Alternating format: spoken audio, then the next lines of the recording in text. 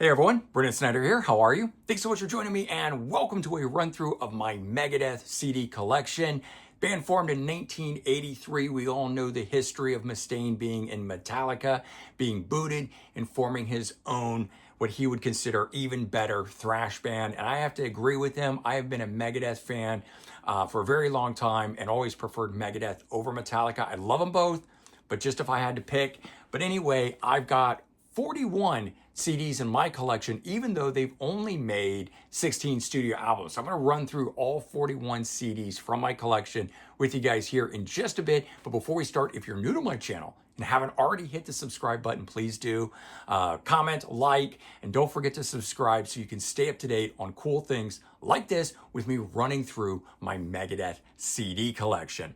So I'm going to do this chronologically, and by no means, I certainly don't have everything, but I have what I want within my collection and some of the other things that have come out, a few additional live albums and comps and things of that nature. I've chosen not to pick up, but I got some cool stuff in here. So let's run through with it. First thing first, Killing Is My Business, the original release of the album, which was 1985, Combat Records version of this. And this is a pretty recent find for me to add into the collection to get a couple of these Combat Records versions, because through the years, he has done new versions. So then he redid it with new art. He said he never liked this one. And when I say he, of course, we're talking about Dave Mustaine, right? And so he did this version of it here, changing up some of the stuff, restoring lyrical content and other things. And then he did another version of it here, calling this the Final Kill, supposed to be the final mix and everything, and still keeping fairly the same artwork from this one, which he approved of this one, but said he never approved that one. So let's see if I can get them all up there. There we go.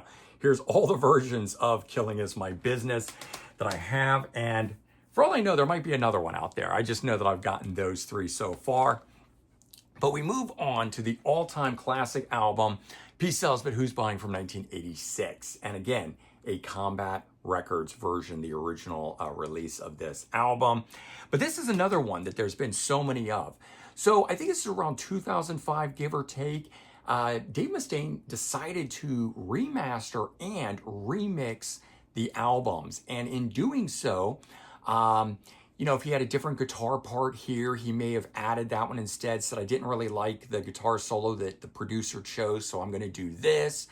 And so he changed some stuff in it. And personally, I like that stuff. As long as I have my original, then I can take a remixed version. But I enjoyed all the nuanced differences.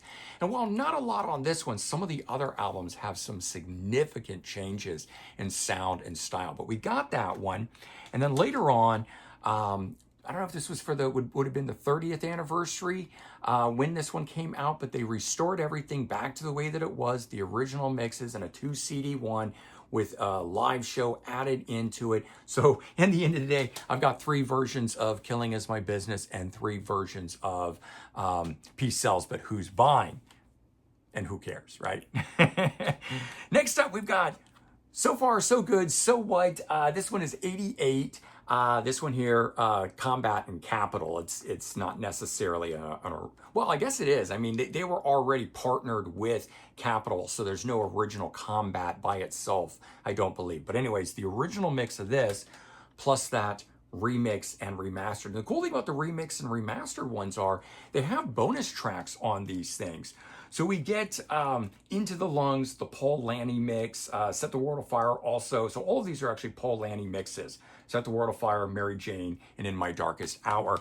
But some of these other ones, let's see if I can grab this one. So on the Peace Sells, we get the Randy Burns mix on 4 songs again. But later on, I think it may be starting with this next one, we're going to get actual, you know, outtakes and stuff, which is fairly cool. But Rust in Peace, 1990. This is one of my favorite albums by them. Absolute brutality of this thing is amazing. Definitely a high watermark for the band. So again, the remix and remastered version. This one has My Creation, an outtake, Rust in Peace, Polaris, a demo, Holy Wars, a demo, and Take No Prisoners demo. So it's really fun getting these. And what I'm not showing yet, because I don't have enough of them together, but the spines form the famous Vic Rattlehead. This is my Vote Vic 2020. I would have voted him into office in 2020 if I had that option. Moving on to maybe their biggest album, I mean, at least in terms of sales, Countdown to Extinction from 1992. And again, remix remastered edition with the bonus cuts on this one. So Crown of Worms, an outtake, an unreleased song. And then we get demos of Countdown to Extinction, Symphony of Destruction, and Psychotron on there. One of the albums that I really love that's post those is the Euthanasia album from 1994. Again, remix remastered version of these. At some point, I'd like to go back and buy the originals, but I keep thinking that for anniversary editions, we're going to get them and I'll buy them that way. But the bonus tracks on this one, Millennium of the Blind and New World Order, both of those are demos, would later turn up. And I can't remember, we'll find it when we're in there if it was 13 or in-game, but those songs turned up on a later album, but they were demos from back in the Euthanasia time frame. And then we also get Absolution, an instrumental, and a Toulemond demo version on here. And at the time, the band put out this EP called Hidden Treasure, and it has 8 tracks on it. And so we got songs like No More Mr. Nice Guy, which was from the Shocker soundtrack, which was cool, and Breakpoint, which I think was an outtake or a B-side, Go to Hell, which I think was from Bill and Ted's Bogus Journey, if I'm not mistaken, Angry Again, which I think came from the Beavis and Butthead movie, or maybe it was 99 Ways to Die, I can't remember. And then we get Paranoid on here, the Black Sabbath cover, Diademes, not sure where that one comes from. I want to say it's one of the Tales of the Crypt movie, and Problems, the Sex Pistols cover. So very cool. I've always loved the songs, wish this had been fleshed out a bit more. Later on, I would find this one. I believe this is a Japanese edition of Hidden Treasure, and it does flesh it out to 12 tracks, but it adds in some demos to it. So it opens with a Toulemont, then Symphony of Destruction demo and Architecture of Aggression demo, adds in New World Order, which is one of the bonus tracks I was talking about that would later turn up, and then it gets into No More Mr. Nice Guy all the way through Problems. So we add 4 extra songs to this. And even though it kicks off with some demos on here, it just feels better to me at that length. So I picked that version up for the bonus content and because it played that way. Now this time, Dave Mustaine decides to go off and do a side project for which he calls MD45, and he's got Leaving from Fear singing. And it's a very different style. It's more punk than thrash metal, but it's definitely like crossover. You might call it like a Suicidal Tendencies type punk metal sound to it. Definitely exactly what it sounds like in terms of Fear meets Megadeth. And even though this does not carry the Megadeth name on it, I've always considered it that because Dave Mustaine has changed members in the band. He's the only constant in there. And so even though he's the only Megadeth guy, it just, still for me at least, but that's that version. Now, later on when he would do the remixed remastered version of this, he decided to re-record the vocals with him doing it. So now Dave Mustaine is singing on the current version that is out there. Apparently he was pushed by Lee Ving to do that. So it's no bad blood between him and the previous singer saying, you know, you should have sung this from the get-go. You've got better vocals than me. So if you want to hear essentially a lost Megadeth album, MD45, this newer version of it with Dave Mustaine singing. But no worries, I think it's 1997, Cryptic Writings comes out and we get back to Megadeth. And even though this isn't the thrashy Megadeth of the albums before this, it actually did really well. It's more like a hard rock Megadeth sounding style stuff. And I've got the Japanese edition with an extra bonus track on it called One Thing. And I did that because I have the remix remastered edition of it, and there is some significant sound difference between these. So this one, which has the bonus tracks, Trust is done in Spanish, Evil, that's within, unreleased track, Vortex, an alternate version, and Bullprick, an outtake. So very cool because One Thing, the song on here, didn't end up appearing on here. I don't know why they chose not to add it on, but it made it totally worthwhile to have my Japanese copy and to have that, especially since different mixes exist anyways. And at the same time that I found the Japanese of this, the Japanese of Hidden Treasure, and this is all from Sound Exchange in Wayne, New Jersey with Anthony Coviello. Couldn't believe that I was finding these cool things, and this I never knew about. No Voices in Your Head, 5 tracks from Cryptic Writings that are just guitar shred. They took the music from it, and I forget why it was done. It was a request for something. And so they had Marty Friedman go in and solo over the top of these Megadeth tracks. So it's basically just guitar soloing like an instrumental guitar album, but of 5 Megadeth tracks. And it's very cool. When I got it, I didn't know what it was, No Voices. I just saw it. I thought they were actually going to be live or something. And I took a chance on it because, like, well, what is it and why is it like that, right? But very, very cool. And then they also released this, Megadeth Live Tracks, another Japanese live album, EP, I guess you'd call it, because there's only 6 tracks on it. But it kicks off with Reckoning Day, Angry Again, which at that time was a soundtrack song, Use the Man from Cryptic Writings, Tornado of Souls, I think that's Rust in Peace, Atulamon off of Euthanasia, just like Reckoning Day, and She-Wolf from Cryptic Writings. But a really great selection, stuff you don't really hear them doing a lot of today, so that was very cool. And I'm not entirely sure where these next 3 things fit in because I got them as fan club related things, and I believe they started right around that time. I think around, let's check, around 98 if I'm not mistaken. I got Megadeth Unplugged in Philly, 7 tracks, and of course that's actually signed by Dave Mustaine, so how cool is that? I was part of the fan club. And Unplugged in Boston, which has recently been issued to the public formally, but originally it was just this in a cardboard sleeve. If you were part of the fan club, they sent it to you as just being part of the fan club. But Megadeth Unplugged is actually really, really good stuff. You wouldn't think it, but it absolutely is. And another time that I was part of the Megadeth fan club, and I believe this was when they first started the Cyber Army, I got this in the mail as part of it, and it's got 3 tracks on it. It's got Skin of My Teeth, Holy Wars, and Symphony Destruction, all live versions. And again, somewhere around 1998, I think, is when I first joined, and then I would have gotten one of those each year with it. But let's get back onto the regular album. So the band puts out Risk in 1999, and boy, was it a risk. I mean, the drum loops and samples, and it's kind of hard rock Megadeth. It's even less hard rock than Cryptic Writings was. There's some great stuff on it. It's buried. It's towards the end. I mean, I like the song Prince of Darkness. I think that's amazing. Time the Beginning and Time the End, the 2 songs at the end. The Doctor's Calling is really good, but I never liked the mix. It just was not my cup of tea. It's what's going on. It's very, very much late 90s sound to it. Well, those remix and remasters, Dave Mustaine fixed it. He pulled all of that stuff out. There were some intros and some weird sound effects on some of the stuff, taking that away. These songs just start right where they're supposed to and sound more like a Megadeth album, much more in the Cryptic Writings vein than what the album was itself. And then there's 3 additional tracks on here. We get Jeff Balding mixes of Insomnia, Breadline, and then Crush 'Em, the Jock Mix version. So that was very cool. Loved that. And around this same time, we get the first Megadeth compilation. This one here is Capital Punishment. They were on Capitol Records. And I think this was their like last album. We're done with you. We're out of here. We don't want to be with you anymore kind of stuff.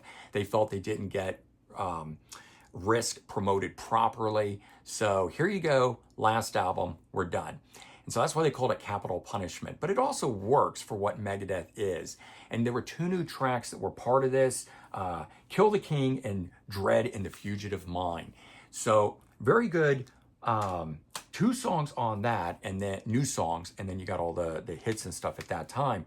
But the song, let's see, is it Dread in the Fugitive Mind or Kill the King? Trying to remember which. Yeah, Dread in the Fugitive Mind would then turn up on The World Needs a Hero in 2001, which I really like this album. This one here had the band coming back to the classic Megadeth sound. It's not full-on thrash, certainly not a Rust in Peace, but it's like a Countdown to Extinction, Euthanasia style stuff. And I really like this one. Disconnect, the opening tune. The World Needs a Hero. Psycho Moto was the Moto Psycho, said it backwards, was the single that came off of this. Lots and lots of good stuff on that one. They do a live album from that time frame. It's a 2 CD set called Rude Awakening, I believe. And unfortunately, at this point, Dave Mustaine has an accident. I think he falls asleep on his arm or something, leaning back like this, cut off the circulation and essentially paralyzed or numbed the nerves in the arm, and he couldn't play guitar. So he broke up Megadeth. Megadeth is done. Then he worked really hard, got his arm back together, and decided, you know what? We're not done. Let's get Megadeth back together. And he releases The System Has Failed, 2004.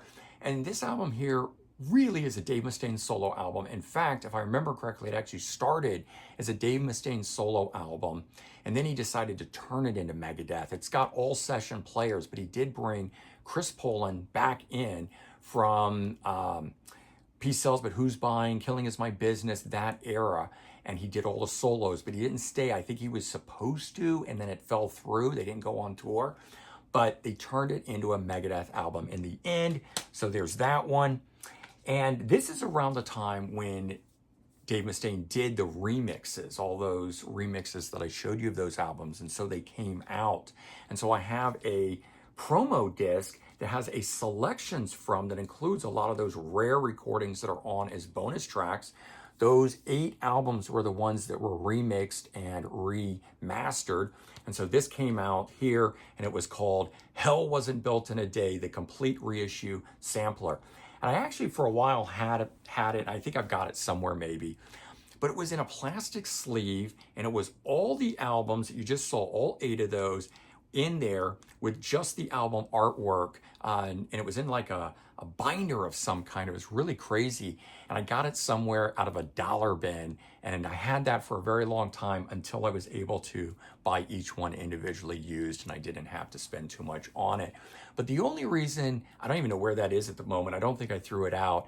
But after the CD sitting in that plastic, a couple of them, like when you pulled it out, actually pulled the silver off of the disc, and then the music wouldn't play. So now it's just a nice thing to look at. And once that happened on one of the discs, I decided it's time to go buy official copies of it. So I've got it in a box somewhere because I just don't want to get rid of those kind of things, but it's down in the basement somewhere. Now, I think this is 2005. Dave Mustaine does an official greatest hits called Back to the Start. And this is a weird one where I don't know if I'm holding it up backwards or right, whether it's that way or that way. But the tracks on it, let me look and see. There we go. This is the right way to hold it up. Run this way, but the art is that way. So it's kind of funky. And what I haven't figured out is because he had just done all those reissues, this whole reissue project in 2004, are these, in remixes, I mean, are these the remix versions? I've never listened to it close enough to know, but if you know, let me know. Are these the original or are these the remixes? Because now I'm very curious, and I had never thought about it until gathering up my whole Megadeth collection today, putting it all in the right order, and then sitting down and realizing where everything falls as to what that might be and why that might be cool to have in addition to Capital Punishment, which would definitely be the original versions of things. So we're back to United Abominations. Now this is official Megadeth. It's no longer session players and all that sort of stuff. And this, I think, was a great album. I love the opening, Sleepwalker, then Washington is next, Never Walk Alone, United Abominations. I mean, this is a great album. It's got a little bit silly art on it, if you ask me. I thought never really liked it very much. It's on Roadrunner. I don't think they stayed too long with Roadrunner, but that's a great album. And around this same time, and then again, I think I'm doing it all chronologically, so either the same year or year after or whatever, of so United Abominations 2007, this might be like 2008, Megadeth War Chest. And there is a plastic sleeve that goes over it that's kind of bloody and stuff, but I don't have it out because it's getting really old and I'm afraid it's going to start cracking. So I just have this out here, but it is a 5-disc box set, but if you can't tell, that's all raised on there. That's not just a picture. And we get the CDs in here. There's a DVD in this as well. I think it's probably that part. But the book, which is nice, slides out. Most of these things, the books are just glued into it today. But you get the book, and there's a lot of extra bonus content and rare stuff on here that's not part of the remasters and things that we already got. It's not a lot, but you do still get some of that. So it goes all chronologically, and there's a lot of cool gems and things in there as well. And then we get back to In-Game in 2009. This is another great album. Looking to see, no, this is not the one that has those extra New World Order tracks. So I think it's going to be the next album. But I like this album here. And this is, for me at least, where it starts to shift a little bit. But we'll get into that in a minute, because Megadeth takes a little bit of a sidestep, and they go out on the road, or I don't know, it's a couple shows, 4 shows or something, as the big 4, right? Metallica, Slayer, Anthrax, and Megadeth. And they each have an album of their live performance, and this is what the Megadeth one looks like in there. It's the number 2 album, so I think it was Anthrax, then Megadeth, Slayer, and then Metallica. But the Megadeth part rolls over it like that. So that's the disc that's in here, but there's a full Megadeth live show in that. And then at the same time, we get Rust in Peace done live in its entirety. I always felt with this recording, though, the power of it wasn't quite there. I remember it being much more forceful live. So you get the full show, and then at the end, they tack on another 6 hits, so to speak. Skin on My Teeth, In My Darkest Hour, She-Wolf, Trust, Symphony of Destruction, and Peace Sells. That's on Shout Records. It was kind of an odd label, in my opinion. All right. 13, which came out in 2011, is the album that has those 2 tracks from the Euthanasia period. So, New World Order is number 7 on here. And I think it was Millennium of the Blind, number 11, if I'm not mistaken, if I got those 2 right. But I mean, I was super stoked when this was coming out. And this is one of the ones where they take a little bit of a sidestep in terms of the sound. You know, we tend to get thrash heavy albums, and then sometimes we get more hard rock albums, and they kind of go back and forth. And we got a really sort of straight ahead album in Super Collider, which is from 2013, and I don't know if it'll come across in there, but that's a 3D cover on there. There we go. You get a little bit of it happening. There's the back side of it, and I don't know if this was like, say, a Target exclusive or something, but it has Countdown to Extinction live in Romania on here. And I want to say it also has, does it have a Cold Sweat? I don't remember if Cold Sweat was on the original one or not, but there's some bonus content. It was worth going and picking up, doing it that way. So I've got one of those versions. And then the band does Countdown to Extinction live. Makes total sense, right? And the same sort of thing. This is a weird one where they actually kick off with Trust, Hangar 18, Public Enemy, Skin on My Teeth, they do those 3, Public Enemy. Then it moves into the album. We do Skin on My Teeth all the way through to the end. I think it's Ashes in Your Mouth, if I'm not mistaken. It's the last track. Then it goes to She-Wolf, Peace Sells, and Holy Wars. I don't know why they didn't just, why they did it split in the middle. I guess, they wanted to open. I don't know. Opening with Skin on My Teeth would be fucking badass. And there's so many great songs on the album. You could easily have just opened doing the album, take the break, and come back and do a bunch of hits. But they sandwiched it in the middle. I always thought that was odd, but, worked for them, I guess. And then the band returns with Dystopia 2016. And I'm actually just realizing now, this was a box set, limited edition thing where you could put, I think it was your phone inside these special goggles and watch some 3D version or something. I've got that box somewhere, and this is the disc that came out of it. So it was like this super long rectangular cool thing, and this was in it. But again, I put it aside because I don't use whatever it is, and I just have the music out. But I hadn't thought about that in years, that I have that thing. And this won the band a Grammy. And I don't know if it was their first one or not, but very cool. They totally deserve it. Megadeth absolutely deserves having a Grammy, just for being who they are. I think they're such a phenomenal band. Okay, and then they put out this 3 CD anthology, Warheads, that covers their whole career And it's just a really great collection all the way up through Dystopia. So it actually starts with Rattlehead, Mechanics, Killing Is My Business, and then it just goes through everything all the way up to the end. And that was a cool thing. I mean, there is a 2 CD anthology. I think it's called like Set the World on Fire. I chose not to pick it up. Didn't really do anything for me. I didn't like the art and just, I don't know, I didn't need 2 CDs of nothing.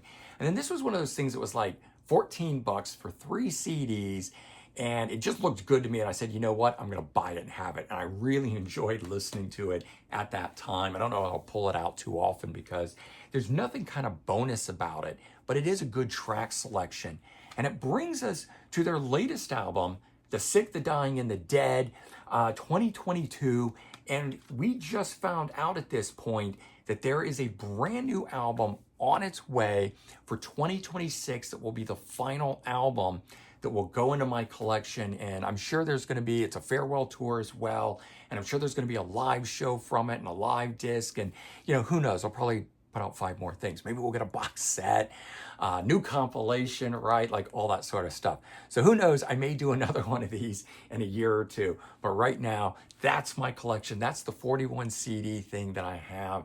Hope you guys enjoyed it. What's your favorite Megadeth album, collector's item, whatever it is? Weigh in. I love this shirt here. I even have like a flag that says Vote Vic and a poster and all that sort of stuff. During the whole 2020 campaign, I had that hanging in my room and was enjoying it. I got a mask that makes me look like Vic Rattlehead. I don't know, I probably should have pulled all that stuff out, but lots and lots of cool stuff like that. But anyways, we were just here to talk about the music. So there you guys go. All right, everyone, take care. Have a good one. I'll see you next time. Bye-bye.